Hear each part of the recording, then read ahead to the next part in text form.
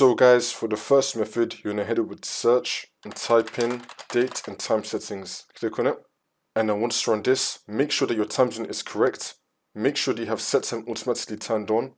Now you're gonna scroll down and then click on sync now. Make sure that your date and time is fully synced up. If that's still not working, then for the second method, make sure that you have no VPN or proxy server enabled. If you do, then you want to disable it.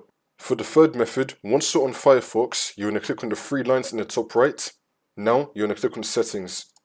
And then once you're on this, on the left hand side, you're going to click on privacy and security. And now you're going to scroll down and then click on clear data. You're going to set the when to everything, and you're going to select both cookies and cache. And you can untick everything else. However, you want to select both cookies and cache and then click on clear. See if that works for you. For the last method, you're going to head over to search and type in CMD. Now you're going to run it as administrator and then click on yes. And then once you run this, you're going to type in ipconfig space /flush DNS. Click on enter. And now you're going to type in netsh space winsock space reset. Click on enter.